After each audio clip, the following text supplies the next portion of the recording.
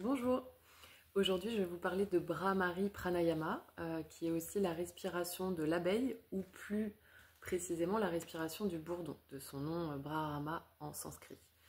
Cette respiration sert à réguler la pression artérielle, le rythme cardiaque, elle apaise aussi le mental, elle aide à lutter contre les acouphènes, contre le nez bouché, à améliorer le sommeil, elle réduit l'anxiété, elle aide aussi pour les maux de tête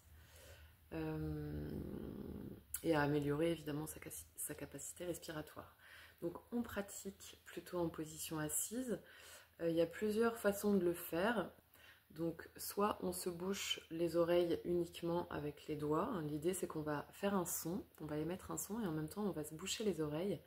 Et comme ça on va ressentir la vibration du son. Donc ça va stimuler le nerf vague, ça va venir vraiment déplacer notre attention sur toutes ces choses qui nous perturbent sur ce son et sur sa vibration. Donc soit on peut mettre les doigts sur les oreilles comme ça, soit moi ce que j'aime bien c'est mettre ces deux doigts là sur les yeux, comme ça il y a aussi cette action d'apaiser les yeux et d'apaiser le système nerveux. Et puis j'appuie sur mes oreilles avec mes pouces. Donc au choix, là pour la vidéo, je vais appuyer comme ça. Donc l'idée c'est une respiration tranquille dans le ventre ou une respiration complète si on veut avoir une plus grande capacité respiratoire.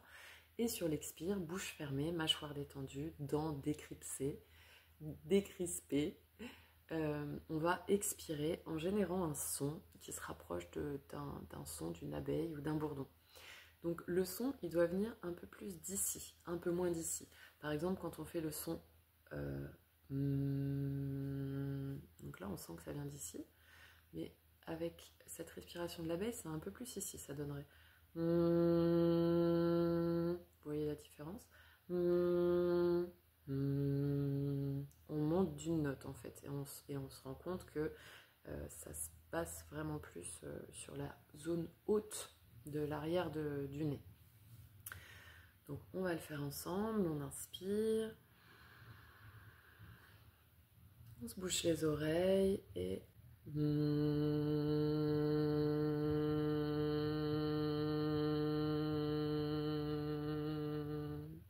encore une fois, une belle inspire.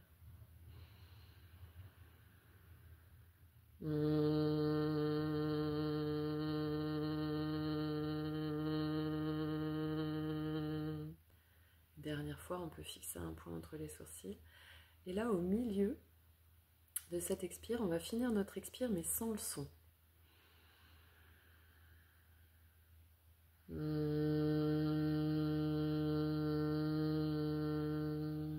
Donc on arrête le son, on finit dans cette même contraction du fond de la gorge.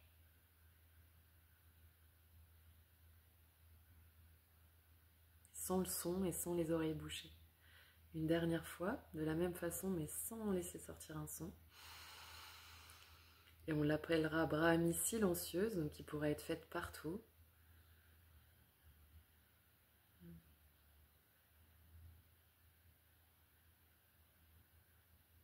Je vous conseille vivement d'expérimenter les deux, puisque du coup, une fois qu'on a compris ce resserrement dans le fond de la gorge et cette vibration que ça doit faire dans la tête, on peut même le faire sans laisser sortir le son. Donc ce qui fait qu'on peut le faire dans les transports, dans des endroits où on n'est pas seul, sans déranger personne.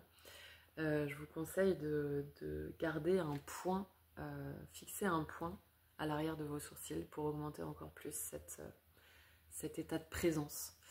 N'hésitez pas à partager en commentaire si vous avez essayé.